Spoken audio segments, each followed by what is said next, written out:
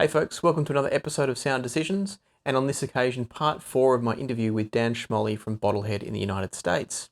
If you haven't watched parts 1 through 3, I highly recommend starting there because this is a continuation and obviously assumes some of the information earlier in the video series. I'll put a link just here so you can jump back to episode 1 and move your way through if you want to. Before I talk about what's in this video and what's coming up, I'd just like to mention the winner of the draw for the SMSL SP200 amplifier. And it seems like he's on a roll. He came up twice in the draw for the Ibasso DC01, which he chose to pass on and give to somebody else. And he's come up again now in the SMSL SP200 draw, and that is Redrich. So Redrich is a patron of the channel, and those extra entries that he's received each time are the reasons that he's come up so often. So if you're on the fence about being a patron, we've got evidence here that it is worthwhile if you want to win gear. If not, that's totally fine. But just do have a think about it. If you're keen to win some of the products that I'm giving away after reviewing them, that's a great way to do it. For now though, congratulations to Redrich. I will be in touch with you to organise to send you the SMSL SP200, and I hope you thoroughly enjoy it as a great little amplifier. Speaking of reviews and giveaways and the like, I currently have 3 more reviews in the pipeline. I've got the Shozzy Form 1.4 IEMs, the Moondrop Starfield IEMs, and the Topping E30 DAC on the way. So there's some great content, some really budget offerings there that are all in that sort of $100 to $200 range and perform really, really well. Without giving anything away, there's reasons to be excited about these products. So if you aren't a subscriber, I highly recommend subscribing and getting ready for those reviews to drop. I think most of you will find them a really interesting set of products to talk about. Speaking of subscriptions, at this crazy time with coronavirus, I wanted to encourage everybody, no matter what channel you're watching, do hit that subscribe button, support the people out there that are creating content. It's going to keep motivating content producers like myself and others to keep that content coming. So this is not just about this channel. Anytime you're watching a YouTube video, if you're enjoying it, hit the like button, but more importantly, hit that subscribe button and show your support to the people that are still pushing through with the content. Now on to the rest of the interview with Dan. There's only one question I've got left in this interview, but you'll notice the runtime of this video is about 20 or so minutes, and that's because at the end of the questions for Dan, I asked him if there's anything he wanted to say, and what follows is some absolute gold. There's some really good content that Dan shares, just in terms of overall enjoyment of music and audio and DIY. It's some really interesting points for reflection and thinking about. Specifically, Dan talks about how his experiences in the recording industry with some of his friends who are Grammy Award-winning producers and mastering engineers, how that's influenced his view of sound. He talks about an upcoming electrostatic amp, which could be very interesting for some people. And we even go off track and talk about Dan's passion for high-speed land racing on motorbikes. So it's a jam-packed episode to finish off. I hope you'll enjoy it. I certainly enjoyed this part of the conversation with Dan and understanding a bit more about how he views audio after his many, many years of experience. So kick back, relax, and enjoy the interview with Dan Schmalle from Bottlehead. One of the questions I had was more specifically to your amps rather than general tubes and the industry. What are your main priorities? And we might have actually touched on this a little bit already, but what are your main priorities when you're designing amps? So I guess what sorts of things, because you've got multiple different amplifiers for multiple different purposes, but where do you begin in terms of your goal, your vision, your objectives for an amplifier? Is it just, we've got these tubes, let's play with that? Or is it, hey, wouldn't it be good if we could do this? How do we get there? Well, that's where it started years ago, but no, not anymore. It's a little more complex than it. It can actually be pretty complex. There's not a particular starting point. It's kind of a circular thing now. So obviously one thing is we need to think about what do people need? What do people want? You know, and you know, I could tell you some great stories about that. You know, the other thing is, what do I want? I guess would be kind of be the counter to that. An interesting story there is the crack. I didn't want it. I didn't, you know, it's just, I didn't feel like it was, I thought it was a good product, and actually once I finally heard it, I thought it was really worth doing. But the initial concept, I thought, oh, cathode follower, it's not very linear. You know, it's kind of been done. It's kind of known. It doesn't seem like it's some really original thought on our part, so on and so forth. Man, am I glad that we went ahead with it. It's been paying the bills and putting my kids through college. You know, it's great. The Mainline, on the other hand, was my idea. Now, when I say my idea, I don't mean that I drew up the circuit. I don't need to do that, and I shouldn't do that. I have Paul Berkland and Paul Joppa, who actually are the guys who are crunching the math and running the numbers on these things and figuring out how to, I guess, employ my unreasonable expectations is what they do. So anyway, that's how the Mainline came about. I said, I want to do a 6045 headphone amp. I think it'd be great too for that. It's super linear. Can we do it? Well, yeah, we've got some output transformers that could work. Okay, well, we know we can figure it with this power supply we've got, and so on and so forth. And then they put that all together. And I said, well, these stock volume pots, they're okay. They're not the greatest. I've heard better. What can we come up with? We went off on one of our adventures where we were listening to 6 different volume controls for a couple of months, and we finally threw them all out and developed our own.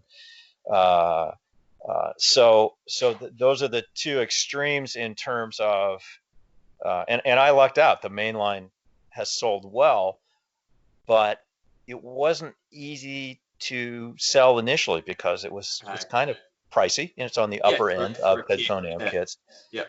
So it had a little bit more of an uphill climb, whereas the Crack just was super easy to sell, and continues to be. So that's certainly something that we've learned over time, is that you can't just necessarily put out what you think is a super cool idea. The three of us kind of need to sit down and talk things through when we've had situations where just one of us went with something. And I think all three of us have had this happen to us. We've had some bombs, they were good circuits and there was a nice idea, but it just didn't really get any traction. So I like to, address, find a need and fill it, certainly, up to a point. We took a real stab at fleshing out a sort of an economy line, a mid-range line, and a high-end line a few years ago, and thought that was the thing to do. And we threw out the midline. Nobody wants the midline. They either want total bang for the buck, or they want the best we can do. So that's all we do anymore, is the two extremes. In terms of what goes into the circuits, we have certain features that we're known for with our shunt regulated power supplies, our constant current sources, zero global feedback when we can do it, although we have a couple things with a little bit of feedback in them these days. Triodes, love triodes. All this, we try and stay with those things in any of our designs. That's kind of our basic starting point. So that's always a consideration. Ease of construction is something that has to be kept in mind. We have a few things that sometimes I just don't feel like, we feel like we're going to have a lot of headaches. It's going to be too difficult for people to put together. Or maybe not, maybe not. It might be getting up to voltages that are maybe a little dicey. We're working on an electrostatic headphone amp design right now, and we've been doing some real soul searching about whether we want to put it out as a kit or not. I don't think that somebody could really hurt themselves with it, but it does run at a relatively high voltage. It gets up around 650 volts, I think. Only put out a milliamp or two of current, so I don't think it would really hurt anyone. But at that point, I'm not so sure we want to do it in kit form or not. And so I think we're talking right now about initially releasing a few finished ones to see how they're accepted, and then kind of make the decision from there.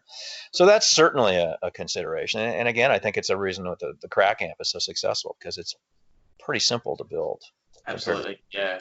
It's a really nice entry point for someone. So I'd never done any, I'd done a bit of soldering here and there, but I'd never done any kind of kit building. The Crack was my first ever, and it was a breeze. As long as you follow the instructions, of course, it was a real breeze and very achievable. So I think it's a great starting point like that. Yeah, that was the intention. We had a preamp kit we did years ago called the Foreplay. We sold for many years, and it started out that way. It was a dirt simple thing to build. It actually got a little more complex as time went on, and we had to keep evolving the circuit. But it was hugely popular for the same reason. It was a great entry point. That's part of the deal too. I think when we come up with products, then we kind of have in mind we want to keep people on the hook. So we want to come up with something that's a logical follow-up to the first kit they bought. A lot of guys who built cracks have gone on to build sex amps or mainlines or Krakatuas, like that, or they branch off and they go, okay, I'm a big boy now. I've got my own apartment. I'm ready to buy some speakers. I'm ready to build an amp. So we try and kind of, I guess, flesh out the whole home audio experience. We try to have products for all those different aspects. And we dabbled. We did a guitar amp for a little while. Really nice guitar amp that just didn't sell in enough volume. It was just kind of right on the edge of whether we really sold enough of them to warrant the kind of special handling and things that it required. But I always have wacky ideas, and sometimes it's a matter of probably for the good I get talked out of them. The joke around our place is the tube-powered solder station that I've been wanting to do for years. I don't think it'll ever happen. But I've been approached recently by some recording engineers to do some mic preamps. We might start looking into those and sort of stretching out into the recording industry too. So there's always lots of ideas floating around, and I guess it's a matter of finding the time for them as much as anything. Some of them have been kicking around the back of my head for years, like this electrostatic headphone amp. I've been thinking about doing something like that for 10 or 15 years. It just finally happened. One at a time. Yeah. Sounds like we've got to keep an eye and an ear out and see what's in the pipeline in the future, hey? Yeah, there's some interesting stuff coming out. There's that electrostatic headphone amp, and then there's something else I kind of staying a little quiet about, but I think it's going to be a product that'll be pretty interesting. It'll be a headphone product, and I think it'll be pretty interesting for people. We kind of, some things come about because other people ask us to do them, and then for one reason or another, maybe the project doesn't happen, and we kind of sit back and go, well, it doesn't mean it wasn't a good idea, so maybe we'll just do it ourselves. Okay, yep. Interesting. Have to watch this space, hey? Yeah, I think there'll be some developments within the next few months, probably by the summer we'll have something. Fantastic. Sounds good.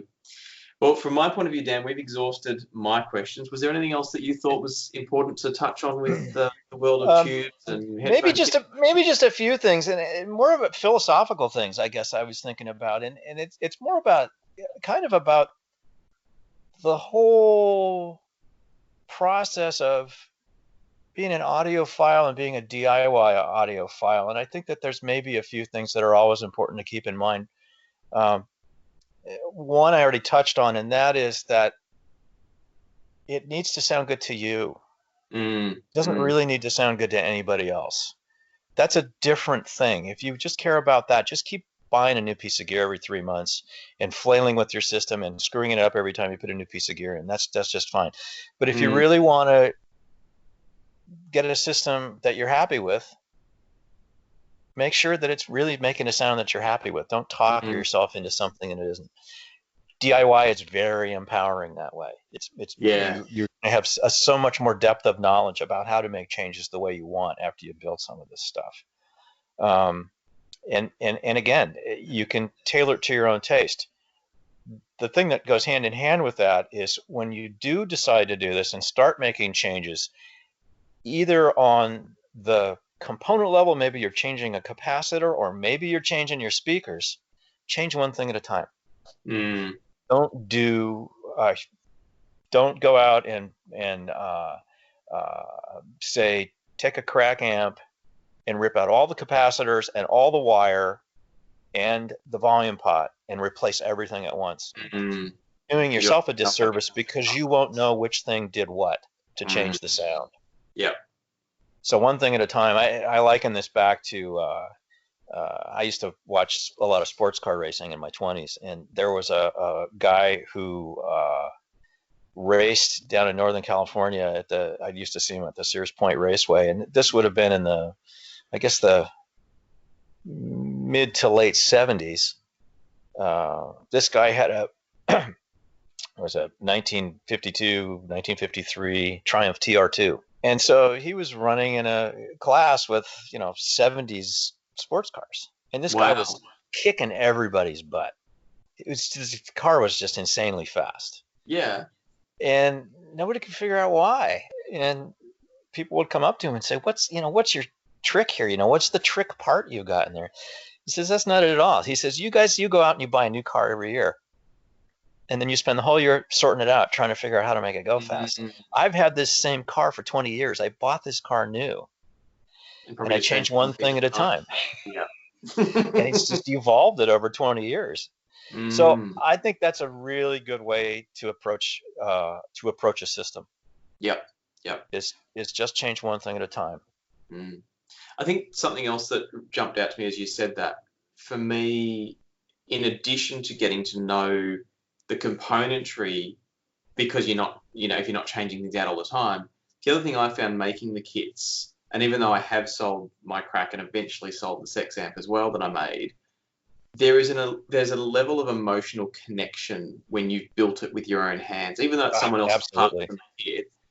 The amp becomes a piece of you, and that's I've turned over so much pre-made gear, like bought amplifiers, bought DACs, whatever they might have been. I've turned them all over. There's some stuff that's stuck around, but less so. Whereas the idea of selling off, even way back when I sold off the Crack after I already had the Sex and the Mainline, it was a seriously difficult decision because I'd made that with my own hands. Right. Yeah, there's a real. We call that proud papa syndrome. Yeah, exactly. Yeah. Yeah. We've been aware of that for a long time. It really it always sounds better when you build it yourself. Absolutely. Yeah. And there's no reason it shouldn't. I mean, that tells you how much of an art form this is, and how much it's an emotive thing, and how much you're connected to the whole thing. And that's why building your own gear can only make this whole artistic experience that we're dealing with better.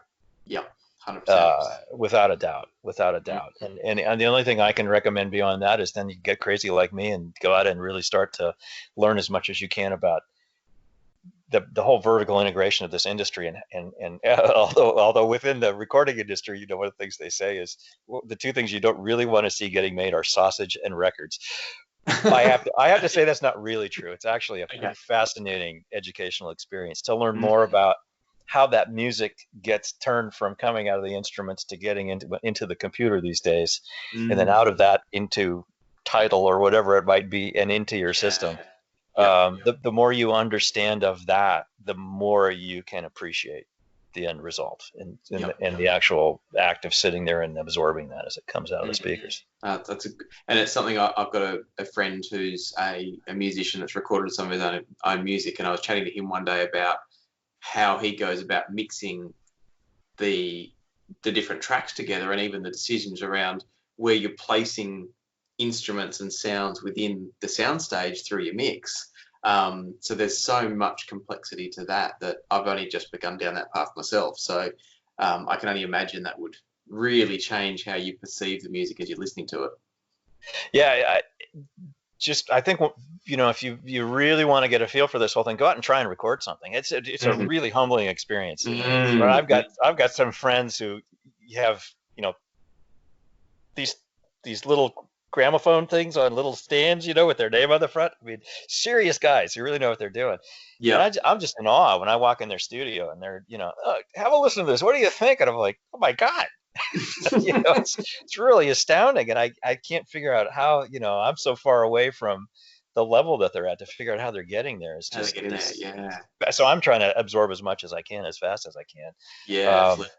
It really helps, and it really helps me then when I come back here and listen to my stuff and go, oh, okay, how do I better convey what Paul Stubblebine or Mike Landolt or somebody like that, or Michael Romanowski or Piper Payne or somebody, is what they're trying to get out to my ear. How can I better get that to our bottleheads? It's fascinating. It's a fascinating subject, and it's kind of what I have to say. It's what's kept me interested over the years, and keeps me going in it. Luckily it's a hobby I haven't completely destroyed, and I don't absolutely hate it like some of the previous ones I've ruined by doing them as a business. What's an example out of interest?